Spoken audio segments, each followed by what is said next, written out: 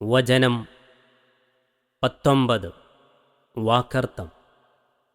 ഇന്നൽ ഇൻസാന, നിശ്ചയമായും മനുഷ്യൻ, ഖുലിഖ, സൃഷ്ടിക്കപ്പെട്ടിരിക്കുന്നു, ഹലൂഅ, അക്ഷമനായി, വേവലാതിക്കാരനായി, ദുർബലനായി.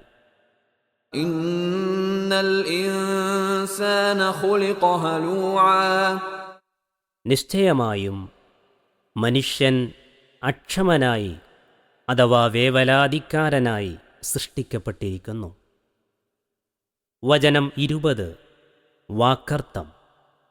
ഇദാ മസ്സഹു, അവനെ ബാധിച്ചാൽ, തൊട്ടാൽ, അശ്ശർറു, ദോഷം, തിന്മ, കെടുതി, ജസൂഅ, ക്ഷമകെട്ടവനായിട്ട്, പൊറുതികെട്ടവനായി.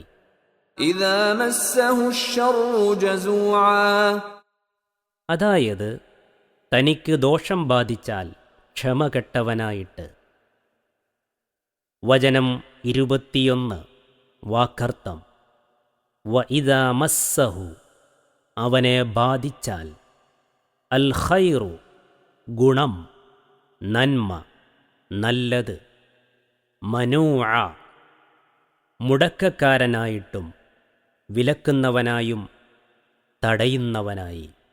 വഇദാ മസ്സഹുൽ ഖൈറു മനൂഅ, തനിക്ക് ഗുണം ബാധിച്ചാൽ മുടക്കക്കാരനായിട്ടും.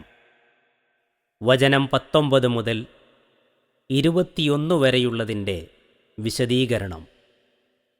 ധനത്തിലാവട്ടെ ദേഹത്തിലാവട്ടെ വല്ല ദോഷവും ബാധിക്കുമ്പോൾ വ്യസനവും പരാതിയും ഭയവും നിരാശയും വല്ല ഗുണമോ നന്മയോ ബാധിച്ചാൽ അത് വേണ്ടവിധം ഉപയോഗപ്പെടുത്തുകയോ വിനിയോഗിക്കുകയോ ചെയ്യാതെ പിശുക്ക് കാണിച്ചും മറ്റും അതിന് തടസ്സം വരുത്തുക. ഇതാണ് മനുഷ്യൻ അക്ഷമനായി സൃഷ്ടിക്കപ്പെട്ടിരിക്കുന്നുവെന്ന് പറഞ്ഞതിൻ്റെ അർത്ഥം.